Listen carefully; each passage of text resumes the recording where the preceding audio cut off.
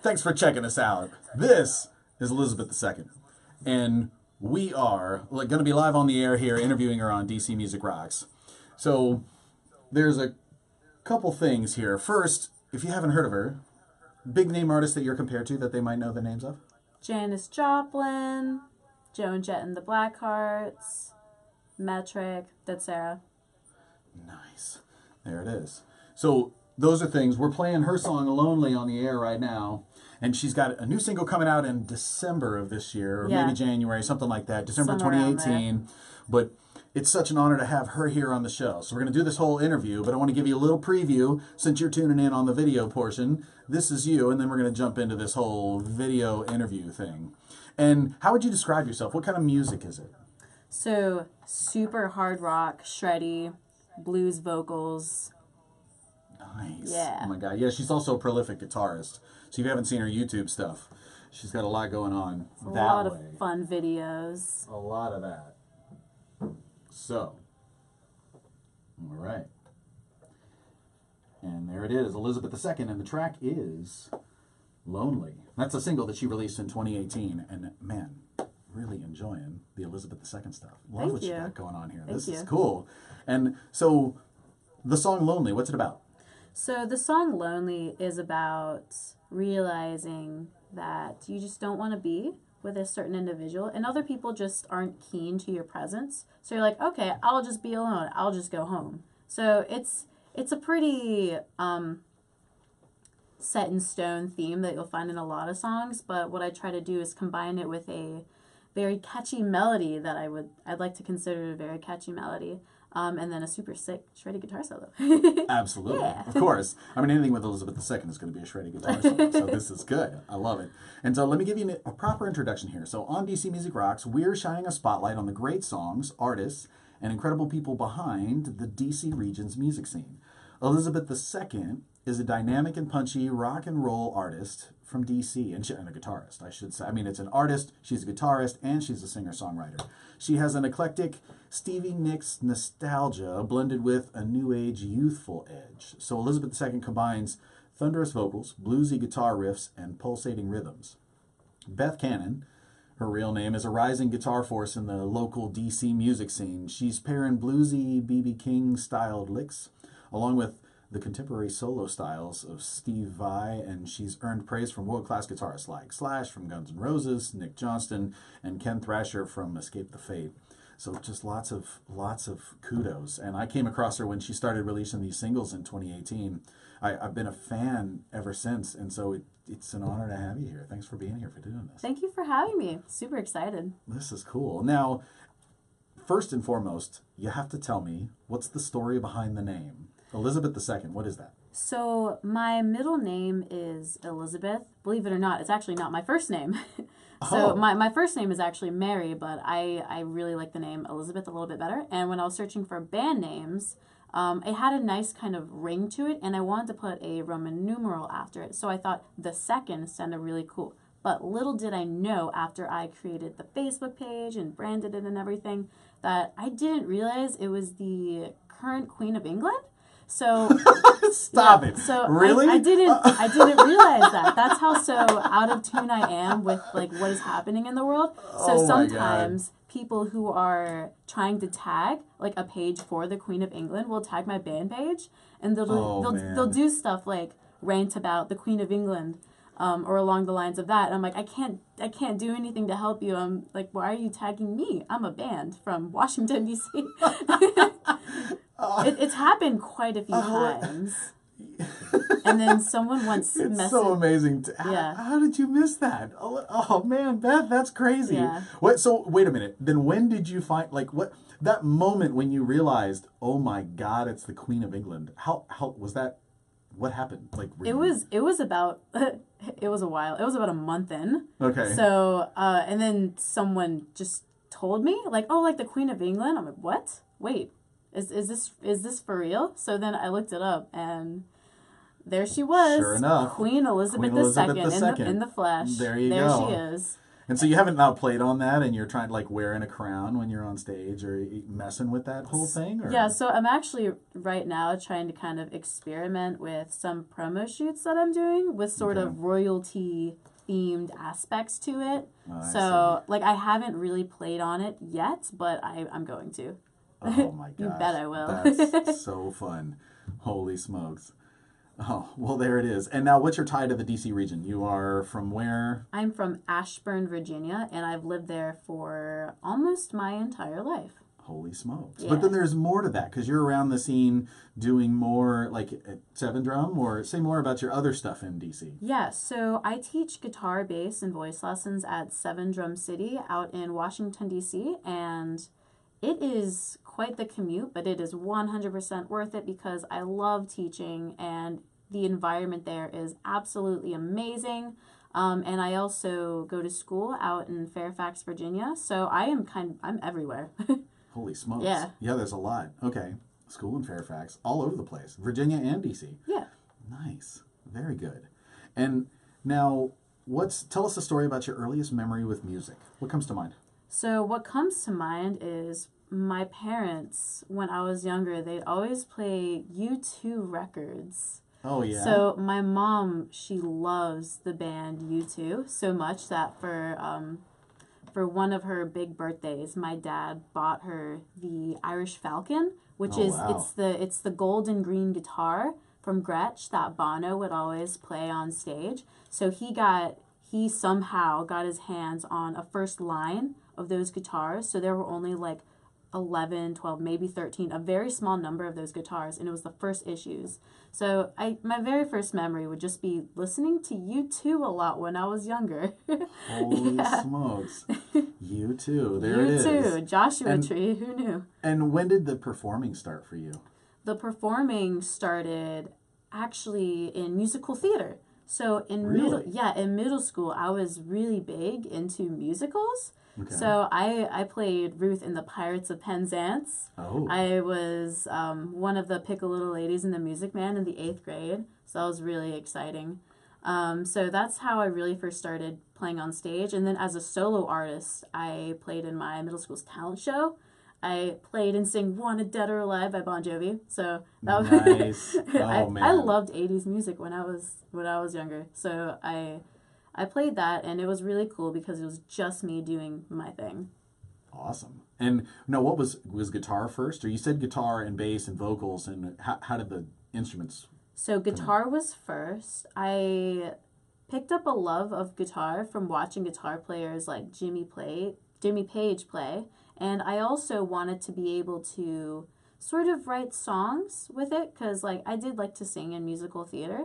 And I wanted to be able to write my own songs, and I couldn't play an instrument. So I picked up guitar, and then I started to fall more in love with guitar as opposed to, like, singing. Okay. So then that's where the learning of guitar solos and solo techniques and learning different guitar solos from artists like Ritchie Blackmore and Zakk Wylde. So that's how I kind of delve into the world of guitar, and I've just been there ever since, just continuing to learn various styles and guitar solos just because I find it really fun.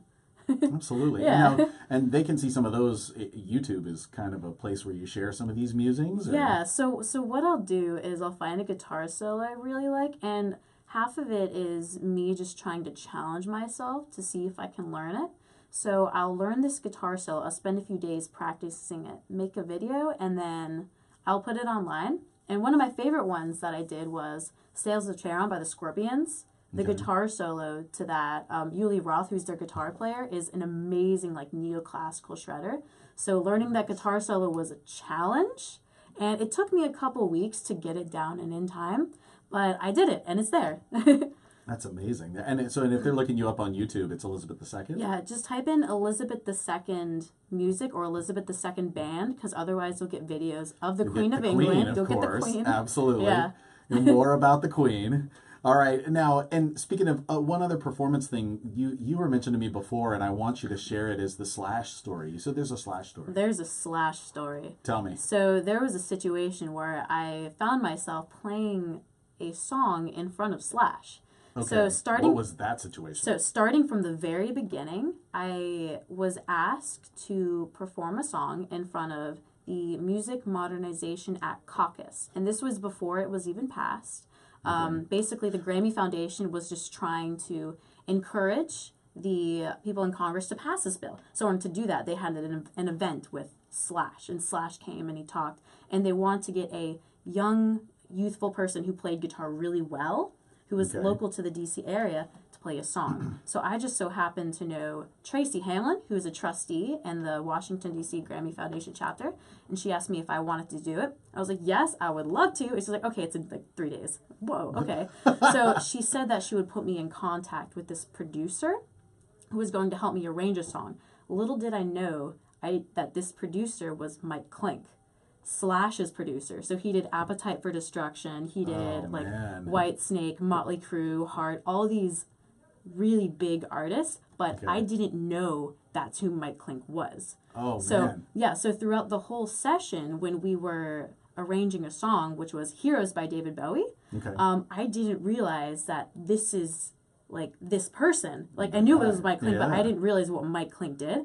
So when I was walking out of the building that the Grammy Foundation is housed in, I just, for giggles, looked up on my phone who Mike Klink was, and I'm like in the elevator, I see Guns N' Roses, Whitesnake, Motley Crue, and my jaw just drops. Like, wait a minute. So I'm like texting my parents, texting my friends, like, guys, you'll never believe what just happened. And then the actual event itself was really, really cool because I was surrounded by all these congressmen and senators that I'd see on TV because they wanted to hear about the Grammy Foundation's message about the Music Modernization Act, and they also wanted to see Slash.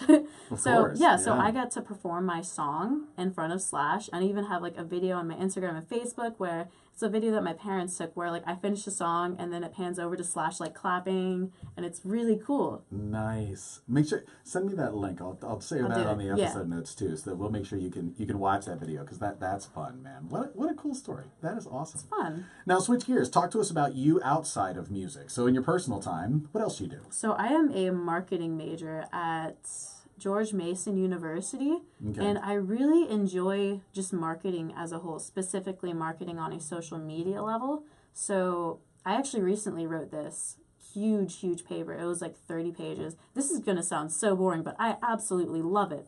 And I wrote about how the algorithms within Facebook and Instagram, the recent algorithm changes have affected small businesses as well as musicians and artists. And I learned a lot of really interesting things about how it really hurts a lot of musicians and local businesses just because they are intentionally hiding a lot of information from the followers and people who like your page. Because they're just trying to make it a little bit more personalized. But that's just kind of the broad gist of it. There's a lot more statistics and details within it. But I love marketing. So if you want to nerd out about marketing, send Elizabeth II a message. And you can talk about marketing, too. Let me help you. There's a lot of that. Absolutely. Nice. All right. Now, talk about your funniest moment on stage that comes to mind. Funniest moment on stage that comes to mind. Well, the funniest moment, I would say, is this whole show was just a great moment. This was very recent, and it was at a Halloween cover show that Elizabeth II played in, and we were doing a Fleetwood Mac cover set. And the keys player, his name is Doug, he's from the local band Throwing Plates. He was Christy. So we all dressed up like the band, and he has this giant beard, and he was wearing this blonde wig. Oh my God. And all right. So I would just look over and just be like, oh my gosh, Doug is dressed as Christy. This is hilarious. So that whole show was just great. It was just really funny to me. And now explain, if they don't know who Christy is. She is the keys player to Fleetwood Mac. Got it. Yeah, so we were doing a Fleetwood Mac cover set. Oh man. Yeah. What a fun situation. It was something. It was awesome. It was probably the most fun I've ever had playing a show.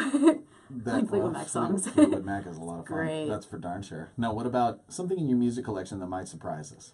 Something in my music collection that might surprise you. You mean like music that I listen to, or just... Yeah, music that I listen to? Well, I do listen to a lot of classical music. Okay. Not just studying, but when I'm driving. I really do enjoy classical music.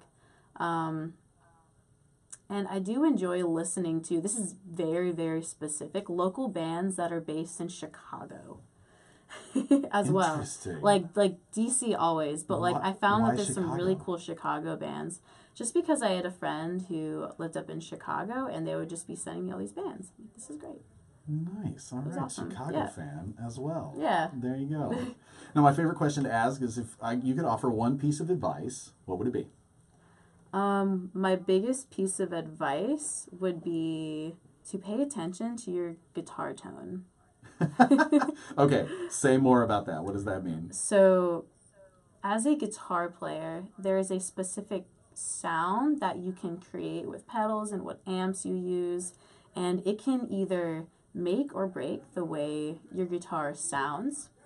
And when a band just has a really bad guitar tone, it just makes it harder to listen to them. So just having a really good guitar tone is my biggest piece of advice, because I had a really bad guitar tone for a long time, and I feel like it really hurt me as a guitar player, and I didn't really pay too much attention to it until a few years ago. And so, and when you're describing a good guitar tone, what are you describing? It's just super nice and crunchy. Basically, a bad guitar tone to me is when it sounds like someone threw a guitar amplifier into a washing machine and hit start. Oh, my. Yeah. Okay. Let your mind wander with that one. What Yes. that could mean. That fun Interesting. one. Oh, my Little goodness. tidbit of information. That's a good one. I dig it. And now, all right, so then if folks are interested in you and finding out more about the cool stuff that you're doing in Elizabeth II, where do they go? You can go to my Facebook page, which is at facebook.com/Elizabeth II Music, which the second is actually 2 I's, kind of like the Roman numeral. You can go to my Instagram page, which is the exact same handle. You can go to YouTube. You'll find me there. Just type in Elizabeth II Music or Elizabeth II Guitarist. I also have a website, www.elizabeth2music.com. That's awesome. Check out all of those places. And I hope you check out more of her 2 singles, and then I'll be sure to share the new one coming up here in a minute. Now, one of the things when you're a guest on the show, you have to bring great music with you. And I know that Beth really came through on that one for this show. So I can't wait. Let's jump back into some music because we've been talking for a little bit. What do you have for us first in the way of music? So the first one that I have for you today is by an artist called Kathy D, and the song is As It Was. And for you guys who've been watching on the video, thank you so much for tuning in. This is Elizabeth II. Check her out in all those places. And she's phenomenal. Nice job. High five. Thanks, Brian. Bye, guys. You're the best.